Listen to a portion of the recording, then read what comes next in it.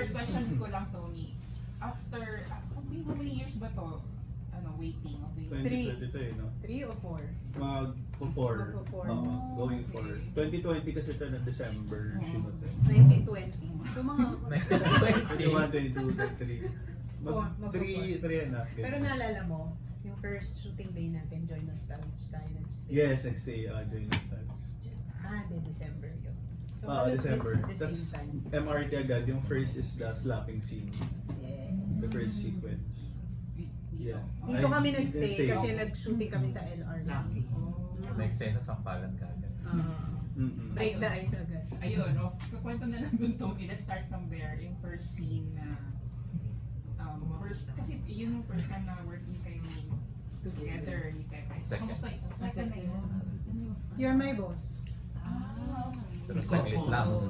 Nasa Batanes. Siya yung pizza ni Coco sa Batanes. Ay, Napadaan lang ako doon. Namasyal lang ako sa curious Bataan. ako, paano nyo napili si Pepe na maging leading fan? Nag-apply ako. Hindi, joke lang. Hindi, ano ba? Bringing up sa akin yun ni Derek Paul kung sino yung bagay for the role. Napanood ko yung, familiar ako doon sa movie. So parang naisip ko dapat magaling sa comedy, underdog feel, magkakaroon ka ng empathy, magaling, syempre. So naisip ko bagay si Pepe talaga with Ate Tin for this movie talaga. Yun yung sinuggest ko kay Derek Paul. Tapos after that, nag-inquire na kami agad. Ay, hindi kayo nag-audition? Hindi, nag-inquire kami. Handpick, yeah. So, team ang nagpumili talaga. Yes. Tapos, sinabi sa akin, okay ka ba kay Pepe? Oo, agad ako kasi nakatrabaho ko na nga siya sa You're My Boss. Pepe reaction. Paano ba nasabi sa'yo? Ano yung... Yung balita, tsaka familiar Ano ka ba reaction? kasi? Buti nag-yes ka. Oo, syempre. Okay. Ikaw makakasama ko. Aware ka na dun sa film na panood mo before? Pinanood ko. Because Pero yung sisters ko, fan na ever since. So medyo late ako. Ay, sorry. Pinanood ko. Nagandahan ako. So, natagdagan yung pressure.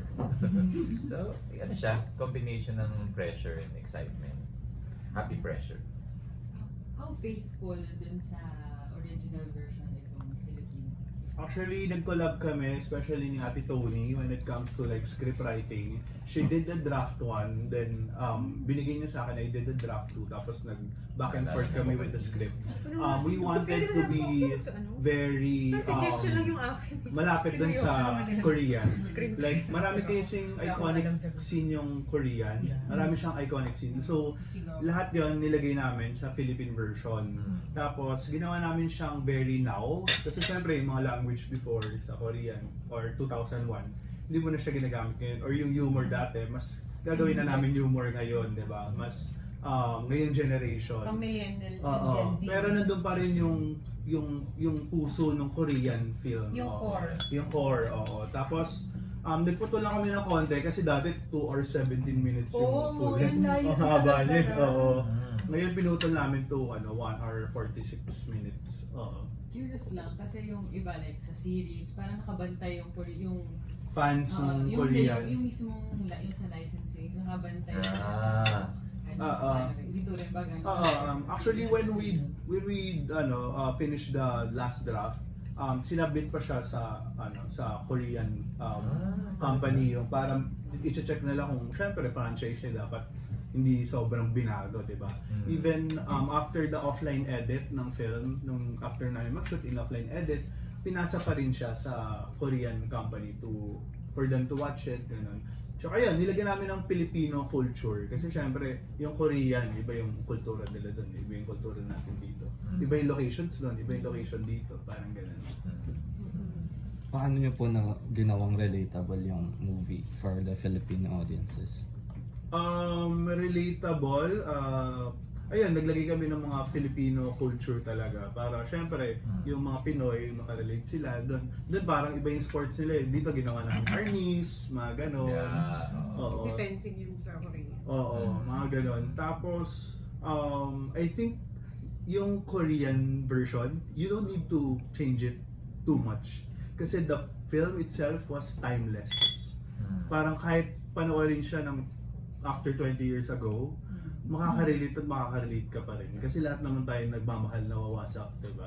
Crossing boundaries. makaka-relate ka talaga. Ewan ko, nung pinanood ko yung 2001 ulit na film, naramdaman ko na parang hindi siya naluluma. Parang, Hindi kasi classic basta ano eh. Di ba ang pain is universal? Lahat naman tayo we went through pain sa heartaches. So, yun ang core ng pelikula eh. It's a heartbreak, tapos redemption, tapos falling in love again. yes. So parang lahat tayo nakaranas ng ganun heartbreak in our lives. Heartbreak and healing. Yes. Tony, gaano ka-special sa'yo yung project? Kasi parang ang tagal na napao ka ulit to do a movie. Sobrang special kasi ito ang unang-unang project ko nung pandemic. Nung time na walang work lahat, tapos di ba hindi na natin alam kung paano na yung movie industry, babalik pa ba, kasi nga sobrang uncertain nung 2020. Ito yung unang-unang trabaho na nakuha ko. I got a call in the middle of the pandemic. Tapos, yun nga, tinatanong kung willing daw bang ako mag-play ng Philippine adaptation ng My Sassy Girl. Tapos in the beginning, sabi ko, totoo ba? Parang di ka pa makapaniwala kasi isipin mo, parang ang tagal na nung dati. So iniisip mo, baka iba na yung makonsider nila, baka iba na yung piliin. So parang yun, hindi pa nag-sink in yun nung in-offers. Of course, I initially said yes right away. Nag-sink in na lang ngayong showing. Yes. Kasi parang kahit nung sinutas, di ba na Shell? Ah, Na parang akala mo, one for the books na lang siguro to. Talagang as a memory na lang. Kasi Yeah. hindi mo na alam kung kailan pa siya kailan ba yung right time. Oh, I'm sure marami rin na-consider na ibang leads, no? Parang ang bigat ng pressure na ikaw yung Philippine adaptation actress na na-consider for this movie. Ano yung nararamdaman mo na finally it's now showing? Kaya nga eh, may nakaka-pressure nung unang inalok siya na parang bagay pa ba, pwede pa ba, tapos eventually naisip mo na yung opportunities naman bihira lang siyang dumadating sa buhay mo. So sabi ko, sige, I will take on the challenge. Tapos depende na yun sa mga mangyayari kung anong kalalabasan ng pelikula pag napanood nila.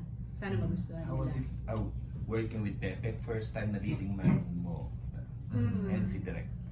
How was it? Feeling ko yung kay Pepe parang na-manifest ko na nag-manifest ata kasi nga tuntua ako sa kanya dun sa Rock of Ages. Lagi kong sinasabi sa lahat ng interview, napapagod ka na. No? Isa lang sagot ko. No? Minsan natuto, parang total lang. O, di ba parang automatic na yung sagot ko. Kasi nga, tuntua ako sa kanya, tapos galing na galing ako. Napanood mo siya sa Rock of Ages? Oo. Tapos naging part pa siya ng You're My Boss, tapos tuntua ako sa kanya. Tapos natural na comedian. So, ang sarap makatrabaho yung isang tao na hinahangaan mo bilang isang performer. Tapos makikita mo yung galing niya on set na makikita mo siya kung paano mo siya makabatuhan ng linya. Kasi for me, acting is reacting to your co-actor. Kung ano yung binibigay sa'yo, dun ka lang na nakakahugot. Sobra yung binigay niya sa pelikula. So, ang ganda nung synergy. Si Direct Fifth. Si Fifth naman, parang feeling ko, kasama ko si Alex.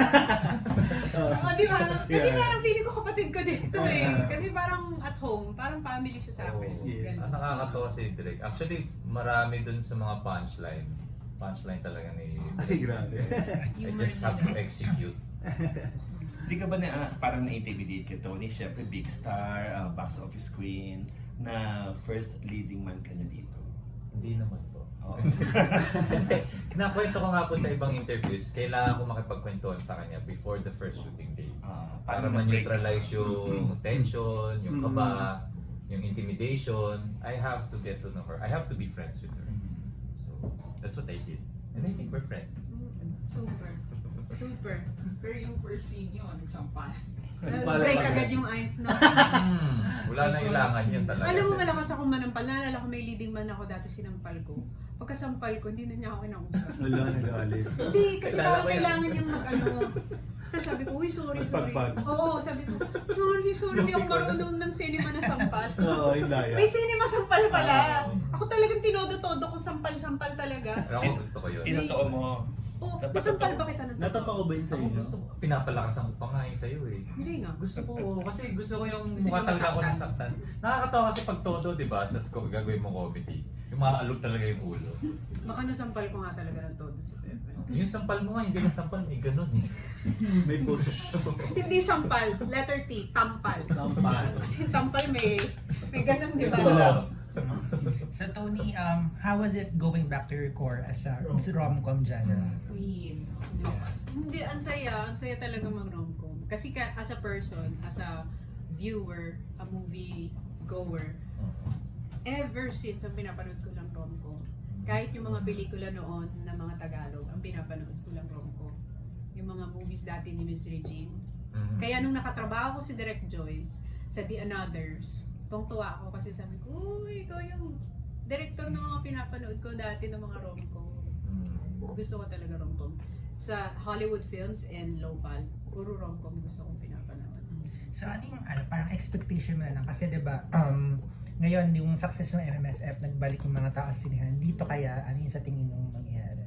Siyempre, yun ang prayer natin na magtuloy-tuloy ang pagsuporta ng mga manonood sa pelikulang Pilipino. Kasi manunumbalik yung sigla ng Philippine cinema and also laking tulong sa mga manggagawa ng pelikulang Pilipino na mga production people. More work and more opportunities for everyone. Ano yung difference na lang ni Pepe dun sa mga iba mong naging leading man sa rom-com movies? Siguro ang difference, siyempre lahat ng leading man mo iba.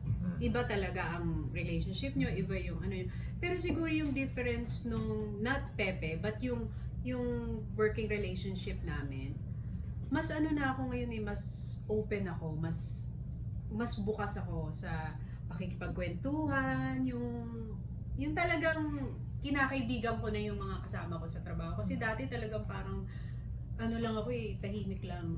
Medyo nahihiya ako lalo na kapag may leading man. Kasi ayoko masabihan na parang baka ma-issue, ma-chismis, ganyan. So, very maingat ako. Pero yung kay Pepe, ang pinaka feeling ko difference ng partnership is talagang we made sure na magiging magkaibigan kami. Not just because we're doing a film, but even in real life. Sa kanya. Diba? So, ganun. Tsaka malaking tulong na pares tayo may partners na in real life, di ba? So talagang friendship, it's possible na men and women become really good friends. How about as a rom-com leading man? Sa'yo naman, Pepe, anong naging inspiration mo or pegs or paano mo ba, then how would you assess the Pepe? May assessment. Ito pala ang extra. Parang ngayon ko lang na-experience mag-assess ng Pepe. As a gay guy. Pero sa pasok mo. Hindi, ano. Which Super happy ako na maka-work sila. Kinakabahan talaga ako kasi diba, rom-com queen siya, si Ate Tin. Tapos, kahit naka-work ko na siya, nakakasama ko siya pag kasama ko si Alex. May kaba ako. Tapos kay Pepe, kasi nakikita ko siya like theater actor, ang galing niya sa mga movies niya, nakakatawa siya. So may kaba talaga ako. Nagpapanggap lang ako na, pero nakabahan talaga ako. Pero buti na lang, before shooting yung Sassy Girl, nakapag-exorcist na rin kami ni Ate Tin. So parang na-break na yung ice. Tapos with Pepe naman, parang nag-usap kami sa hotel, nag-one-on-one kami. Before yung shooting, naglabas kami ng mga bubog, nag-iyakan pa kami. Dito ba sa Joy Nostalgia? Dito, sa isang hotel. Oo. So, ayan, nag-open kami para mawala yung yung wall. Ganun. Yes. And nakakatuwa sila kasi super invested sila talaga sa script. Yung tipong, direct isa pang shot, gusto ko mas galingan. Ganun talaga na. Gusto ko yung ganun, yung nakikialam na actors na invested. Kasi di ba iba, hindi nakakabisado yung script pag pupunta ng set. Di ba? So, sila talagang, gusto talaga nila, mararamdaman mo, gusto nila maging maganda yung film din talaga. And talaga nagbibigay talaga sila. And yung, like sa Ate Tin, yung natutuwa ako sa kanya, pag siya yung nag-execute ng eksena, ang galing niya pag rom-com, siya lang nakakagawa ng ganon. Tapos with Pepe, may iiyak ka talaga, maaawa ka kay Pepe, na parang, sobrang nakakaawa siya. Minsan nagtatawanan kami natin din na taga lang siya rito, tay-tay. Tapos yung isang lalaki sobrang Englishero. Parang nakakaawa yung character niya, nadala niya talaga. May scene kami sa MRT na talagang umiyak siya talaga, nag-breakdown siya, binigay ko yung moment, niroll ko lang yung camera. Sabi ko, umiyak ka lang dyan, ganun. So, ayun, si Pepe. So, super happy Nakakaawa ako. siya sa pelikula. Nakakaawa. Kasi yung original, di ba, Yeah. parang tama. Parang ang sama ng babae dun sa guy. Oo. Nakakawa ka talaga kay Pepe.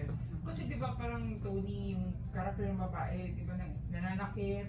Yes. In-adjust niyo ba yun? Kasi In-adjust iba na yung namin kasi panahon parang ngayon, ha? yes, Open oo. na. Kasi sinabi ko na parang medyo nung pinanood, ang sakit naman. Hindi na siya kakakilig, masakit na siya in the physical level.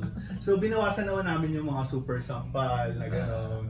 Pero meron pa din. Pero in-adjust namin kasi nga yun, nabanggit mo na iba na yung generation ngayon, diba? Ng ngayon.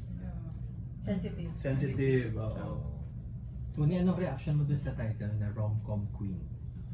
At nagbabalik ang Rom-Com Queen? Tingin ko madami naman kami. Madami magagaling sa rom-com. Oo. Ako, feeling ko, lalo ng mga bata na yan, ang daming magagaling din. So, it's not something na inaako mo lang by yourself dahil feeling mo marami kayong deserving sa title na yun. Pero ikaw mismo, napa-flatter ka ba? Na-intimidate ka? Pag ganun yung naririnig mo? Hindi mo siya masyadong it's not something you wanna wear. Kasi if you wear it too much, parang it becomes pagkakaroon ng entitlement, parang feeling mo ganun ka na. So, parang it's something you wanna share. It's not something you wanna wear. Ay, ganda yan. Diba? Itipid ko yan. Share na lang natin sa lahat. Pero very thankful, very grateful. But I also believe na maraming magagaling din sa generation ngayon. Nung unang lumabas yung mga skills ng My Sassy Girl, way back 2021 pa yun. 2021, yeah. 2021 pa yun. Ang dami nag-react kagad tungkol sa age difference. Yeah. Anong una yung reaction nun? At saka may mga in-adjust ba kayo nung narinig niyo yung mga unang reactions about the stills? Age difference? May in-adjust tayo. May in-adjust na. Kasi parang doon sa original, they're college, di ba? Dito parang Millennial. they're working na, ganyan. Pianist teacher, caregiver, gano'n. So, in-adjust naman namin. Pero, I Pang think 20s. yes, oo. Wala namang parang masyadong kinalaman yung age dun sa kwento. Parang kahit ibahin mo siya, makukuha mo pa rin yung core ng film eh. So, ang mahalaga naman dun yung pinaka-core niya, hindi naman yung sa age or sa trabaho eh. Anong masasabi niyo doon sa mga nagre-react kagad kahit hindi pa nila napapanood yung movie? Wala. It's really the age of opinions eh. Yes. Lahat ng tao entitled na talaga sa sarili nilang opinion because of social media. And I think that's fine. I mean, nasa sa amin na lang yun kung pe-personally namin. Pero, go ahead, express your opinion and then watch the film. Your opinion might change. Diba? Yes. Nothing against them. Tony at Pepe, paano niyo binalance na maging similar or different yung take niyo dun sa characters niyo? Kasi since merong original. Paano yun? Conscious effort ba na maiba? Or Ako hindi. Parang dahil po siguro sa pagkatao ko, it can be a curse and a gift. Kusa talaga nagiging sarili ko pong take eh. Siyempre meron template, pero the way it will be delivered and executed, talagang it's the perfect style. So, of course, faithful tayo sa original. At saka nandiyan naman si Direct Fifth. I put my complete trust kay Direct. I think. I think it helps when you have full trust in your director and you trust your co-actor. Exactly. Parang nagiging safe environment siya for us to play our roles na kung paano siya expected dun sa script. And ito lagi kong sinishare to, siguro kahit papaano for me, medyo easier yung pagpunta dun sa characters because most of my films na nagawa before, laging si Sassy Girl yung film. Laging yun ang sinasabi sa akin even before pa ng mga directors ko. Parang si Sassy Girl. Hindi pa ako familiar nung time na yun sino si Sassy Girl when I was doing rom-coms in 2005. Doon ko pa lang siya napanood. Sabi ko, ito pala yun. Siya pala yung peg sa Makes characters. ko, laging sinasabi yun, parang si Sassy Girl, sabi ko, ano yung Sassy Girl? So nung napanood ko siya, ito pala. Kaya most of my characters, yung spunky sa mga rom-coms ko, may laging siya pa yun. Bagay kasi talaga sa'yo siguro. Tony. Pero, Tony, since you've been work dun sa mga magagaling na female director before, like sina Inang, si Direk Cathy, si Binibining Joyce, ano yung mga lesson na nakuha mo sa kanila na hanggang ngayon dinadala mo pa rin kapag umaarte ka? Iba-iba. Iba-iba ang director, iba-iba ang nabibigay niya sa'yo and as an actor, parang feeling mo dumadaan ka sa elementary level, college level, masteral, hanggang sa doctorate na, gano'n. Sige, parang paano na to? intergalactic. San Pedro level. Nakakapunta ng langit eh. Doctorate na eh. So ano ba? Driver's license exam. Oo. Iba-iba. Walang specific, pero after every film, marirealize mo, pag gumawa ka ng next film, may mga natutweak ka, may na-adjust ka, ito pala yung natutunan ko dun sa last. So, iba-iba, but more on, mas lalong lumalalim yung pagmamahal mo sa trabaho, yung passion mo sa trabaho, dun sa bawat director na nakakatrabaho mo. Yung kay Fifth, ang nakuha ko sa kanya is, pwede naman palang enjoyin ang pagsushoot ng film. Kasi dati pag bata ka parang, syempre di ba ninenervous ka na kapag di ko minsan wala na, hindi na ako bibigyan ng work. Laging may pressure, laging ganun. Pero yung kay Fifth, yung parang, pwede pa lang ganito, ang saya lang natin. Wala. Never kang sumigaw. Meron tayong madaling araw, yung naghihintay tayo ng setup. Nagsayaw lang tayo, kumakanta tayo. Tagaytay! Oh, kaibilis! Masaya. Pwede pala yung ganun, masaya lang. I guess it comes also with age and maturity in the business. Na you realize there are some things na pwede mo namang i-let go for you to enjoy the moment and for you to enjoy the project. Feeling ko ito yon yung Sassy Girl. In-enjoy lang naming lahat. Yung experience, yung eksena, sobrang light nung set. Hindi ka raw sumisigaw. Sabi niya. Parang hindi ka sumisigaw. Never kung naalalang sumigaw siya nagtaas ng boses. Umuungol lang siya. Pag magwapo. Pag gwapo yung cameraman. Pag gusto niya yung take, di ba? Grabe yung gabokage kasi gabo. Ano umuungol na director natin? Subukan mo. Gwapo pala yung camera. Pag kinilig siya, ano ba yan? Hindi naman ako. Hindi ako maano. Di ba nag-reaction ka? Oo nga. Natawa rin siya. May ano pa rin ako, like fan ako mag-work, pero meron pa rin ako strictness and I'll stick with my vision, ganun. Yeah. Paglalaban ko talaga yung vision ko, ganun. Pero as much as possible, I wanted to be like masaya lang na set, oo. Siguro yung one lang ako sumigaw nung parang kailangan magmadali na for MRT scene, tapos kailangan tumabi na yung mga tao. Yun lang, kasi syempre nagmamadali na, hindi ka na marinig. Alis na guys! Ganun. Kasi yung MRTs, ginagawa namin kotse. Atras! Abante! Di ba? Kahit ano naman siya, MRT talaga siya. Alam ko na rin kung ba't natin na-enjoy. Oo. Kasi wala pa tayong playdate. Oo, hindi natin. Wala pressure na play. Oo, kasi dati mga pelikula ko minsan di pa tapos may playdate na. So parang lagi kaming Pressured. pressured, parang survivor, talagang parang ano na, mabilisan, kailangan magawa mga isa. Ito kasi talagang, di ba? Masaya lang, chill lang. Masaya. Tsaka parang we were happy na parang in the middle of pandemic, may work kami, di ba? 2020 yun, kasagsagan, pero may ganito kaming proyekto na napakaganda na binigay sa amin, na pinagkaloob. Kaya sobrang excited talaga kami. Ganado mag-work. Yes. Parang memory na lang yun, COVID protocol, yung kasi ganun. Oo, diba? Yes, actually pag pinanood mo yung movie, wala kang mapapansin na pandemic, trace of pandemic, walang nakamas, hindi mo siya, tsaka yung mga location sa amin, hindi biro. Kahit pandemic, na-push namin yung MRT, yung Tagaytay Sky Ranch, di ba, yung bundok, ganun. So talagang hindi mo siya mararamdaman. How long siya sinunod? December yun tapos bumalik kami ng January after New Year. Lucky naman siya. So, Lucky siya. Everyday. So nakaano kami 17 days in total. Kung ito ba yung first rom-com mo na kasal ka na? Tsaka, Family. family. Oo nga, no? Hindi parang hindi naman. Yung pinaka main love team. So kasi yung sa inyo ni Alex parang yung sisterhood din. Yung sa amin ni PJ na after I give birth was last night, it was a dark And it was Ah, R18. oo. Sa Luneta. It was R18. Yung sinulat ni Mela, yes. Sa Luneta Hotel. Very Oo, suicide. dark siya, yes. Story niya. It's Saka not- yung My Teacher with Joey De Leon. Yeah, Ah, yes. hindi siya rom-com. Hindi siya rom. So ito yung rom-com mo. Ito talaga yung parang, Wedding. nung ginawa ko ito, parang, kanina nga sinasabi ko, grabe, parang yung mga dati. Parang yung mga dating rom-coms na ginagawa ko. Pero may bago pa sa atake mo since may pamilya ka na dun sa... May bago ka sa atake sa paggawa ng mga wrong position. Since may real life rom. Oo nga eh. May bago ba sa Atake? Bago kasi bago yung leading man. Di ba, pag bago yung leading man mo, iba yung energy mo din. Nagre-react ako sa kung ano binibigay ni Pepe. Ayun nga, Pepe, balikan ko lang yung romance. Kasi, na-proven mo na yung part mo sa, sa comedy. For the romantic part, naging nahirapan ka ba doon? Or was it something na you also enjoyed? And may inspirations ka ba?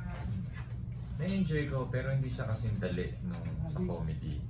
I think, I can say na until now, I'm learning from other leading men and my current leading lady, yung paano maging, syempre yung goal natin yung perfect gentleman. Nalala ko sa ibang pelikula, sinasabihan ako, parang si Binoy, pag iihi yung leading man mo, pupunasan mo rin yung toilet seat. Yan, tinry ko rin yun. Tinaray mo ba sa akin yun? Hindi ko May malinis naman yung hotel mo. Sige, ko yung CR yun. Malinis ka naman eh. Pero sa ibang pelikula sinusubukan ko yun. Teka, check ko muna yung banyo. So, it's a learning process for me and I'm enjoying the learning process. Looking up din sa mga naunang mga leading men. So may mga tinignan ka na mga films or... Yes, of course. Mahilig din ako sa rom-com. Yan, sabi nga niya dati sa isang interview si Julia Roberts. Ako, isa sa mga paborito ko, Nothing Killing. Ako may best friend's wedding. Yes. Ako, Jurassic Park. Nakakailangan sa Jurassic Park. Di ba parenting ni mami? Parenting ni mami ko yun eh. Sa iba to. Jurassic. Tony, looking back, sa dami ng ginawa mo ng rom-coms, di ba? Ano yung top 3 personal choices mo na favorite mo talaga na hindi mo makakalimutan sa career mo? And maybe you can explain why, bakit? Except my sassy girl lang.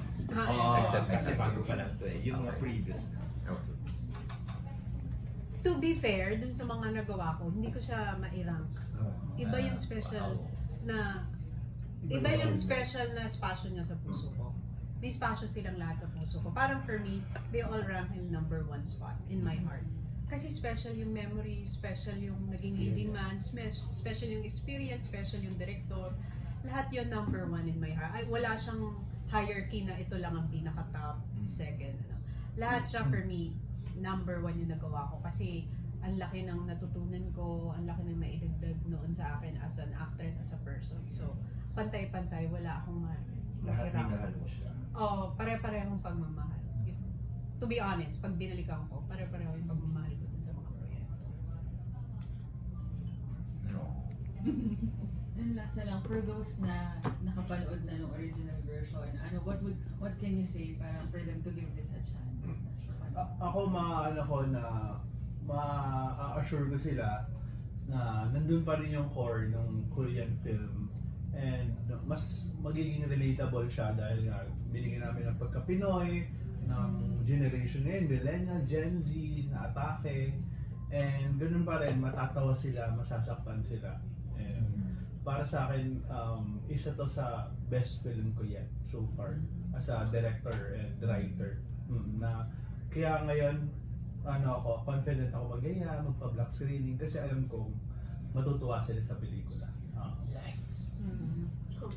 Ano masabi niyo maganda yung initial reviews ng movie? Oo nga, sabi nga best film mo raw yung isa. Oo nga eh.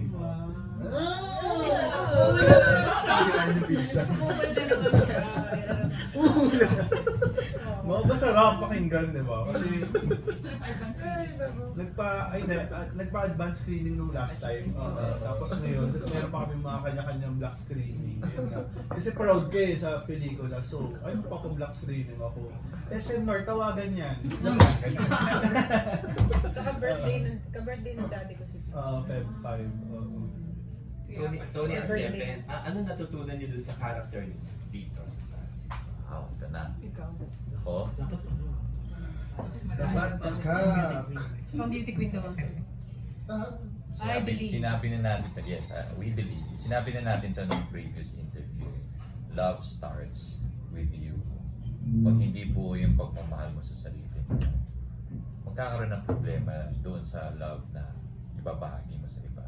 Kasi it comes from you eh, diba? So kung may, kunwari, love is color yellow, o kung may stain ng black, pag binahagi mo, mapupunta yung stain ng black doon sa minamahal mo, diba?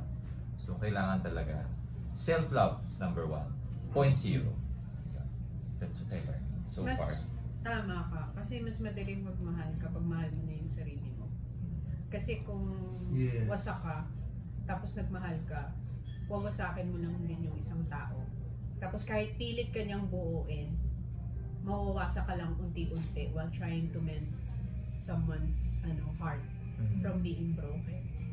So parang gano'n. Maganda yung lesson ng film kasi tayo, di ba, minsan tayo we're so parang engrossed and masyado tayo minsan nagiging parang sobrang sarap magmahal, sobrang sarap talaga magmahal. Kaya di ba sinasabi nila parang love is blind. Minsan nabablinded ka ng pagmamahal tapos hindi mo alam na yes, you can love a person pero it's hard to love someone who's so broken. And no matter what you do, you cannot fix them. Oh. Parang you cannot fix another person. Yung taong yun ang makakapagpabago sa sarili niya. So, dati may line ako sa pelikula ko na You Are The One. Ang line ko doon is, gusto ko makahanap ng isang lalaki na pwede kong sabihin, you complete me. Noong 2006. Tapos ngayong 2024 na-realize ko, and even siguro mga millennials and Gen Z, marirealize mo na you don't need another person to complete you. Yes. You have to be complete by yourself so that when you love someone, it's like two worlds colliding. Hindi na yung half your world filling in the other world. So parang pag nawala, parang alam mo yung dala-dala niya yung mundo mo. Ito dapat parang buo. Parang buo ka pala talaga dapat magmahal. Parang buo rin yung pagmamahal na magbigay. Actually, yung movie, pag dinig-dip mo siya, rom-com siya, pero pag dinig-dip mo, self-love talaga siya eh. Parang yung tao, huwag mong gawing mundo. Parang yung kasiyahan mo, huwag mo i-obliga sa ibang tao. Kasi obligasyon mo yun sa sarili. Amen. Manonood. Ano na ba? Manonood kasi makakapanood si Sevi nito. Allowed. Hindi ko nga, hindi niya maintindihan yung PG, so pelikula. pwede. Pwede. Pwede sa block screening ko siguro ipapapanood sa kanya. Yung anak ko mamaya manonood. Pero 2 years Talaga, old. hindi nga. Manonood siya. Hindi nga! Ay kasi PG eh. Ang cute. bakit hindi Feb 14? Bakit nga ba? Yun ang tanong ko din. Bakit nga ba? Akin para lang parang 31, tapos siya, cross fingers, pag-extend siya Maganda talaga sa sa sahod, 31. Sound ata kasi. sahod ng 31. Thank you. Only the great ni Pepe. Paano Yung meron naging friends kayo? Before ba? Friends na kayo? Dito ko siya naging kaibigan sa shooting. Ah, Basta oo. siguro I can say. Sige nga. Paano ba tayo nag-click? Hindi, feeling ko nag-start sa akin nga naging bukas ako as a person. Dati kasi niya ako sa mga leading man ko. Meron nga akong movie, naalala ko sinabi na ni Derek Ate, kausapin mo naman yung leading man mo, 30 minutes na ako nag-set up, sabi niya sa akin, hindi mo daw siya kinakausap. Kasi nahiya ako. Kasi lalo na pag alam ko yung leading man ko nung time na yun may girlfriend, nahiya akong makipag-usap kasi alam mo naman dati, di ba, nagka-anuhan or gagawa ng issue. Di ba pag press con, totoo bang na in love kayo sa isa't isa? Yan yung mga... Eh paano kung ma-in love ka talaga, di mo ma-deny? Hindi po, pero parang, in love ka talaga. Huli sa mata. Huli sa mata eh, di ba? Lalo na pag bata ka, huling-huli ka kagad eh. Oo. Pero, ito kasi kami ni Fifth time pala nagkain lang. Hey, Fifth pala ako na lang. Hindi, kami ni Pepe, ano na kasi kami, parang mas secure na tayo as a person, no? Yung habol na sa buhay na nagkatagpo kami, I Hindi guess, na pagmamahal eh. pagmamahal for knowledge, I can say. Oo. Yung mga topics namin ng pinagkakwentuhan, sobrang iba-iba. Life. Pwede shallow, deep, life. Oh, in general. Life. Different aspects of life. Light. Yun yung nakakapagpa-stimulate pareha sa amin. Kaya we can talk for hours. Grabe, I'm sure. No. Wow, maturity. Super pag set up. Grabe kami mag-usap nito. Na-proud nga ako sa sarili ko. Sabi ko, wow, si Catherine, nakaka-proud ka. Pag-usap ka sa leading man. Kasi dati, yung girlfriend ng leading man, kinausap siya sa taping nila. Ate mo rin, grabe. Talagang nakwento na ng boyfriend ko. Talagang parang isang oras na silang magkatabi. Talagang di daw bumukas yung bibig ko. Nakaganon lang daw ate ko. Parang sabi niya, magsasalita kaya to. Hindi, alam mo yung eksena si Ross, relate ako sa friends. Yung sabi niya, yung makakaisip ako ng topic, tapos magla-light up yung mukha ko. Tapos, huwag ka na i-share. Naiya ako. Alam mo yun, yung parang may gusto mo mag-open, pero parang, hindi, nakaya. Pero siya hindi. Hindi, ito kung ano na lang pinag-share ko dito. Actually, yung una niyong kita nung script reading, ang daldal niyo agad eh. Nag-usap kayo agad. Tapos sabi mo agad, Tito, ulit-talks nga natin to. Eh, kasi umiyak ka. Ang ganda pala ng buhay nito. Eh, kasi umiyak ka na nun eh.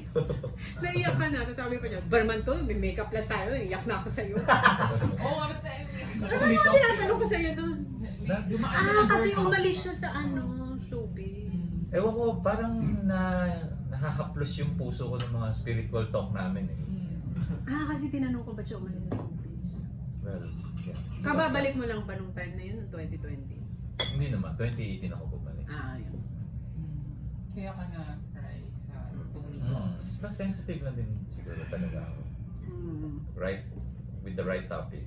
Wala yata hindi naiiyak sa Tony Talks. Tony. Wala yata Parang obligasyon hindi naiiyak sa Tony. Hindi na. Kasi parang parang lagi, parang napansin ko lang they become emotional sa Tony Talks. Kasi you go deep personally. Mag-live. Just open up. Hindi kasi, I remember nung kinausap ko dati si Derek Loren, sa kanya ko lang narinig yun. After niyang mag-usap. Cathartic ang description.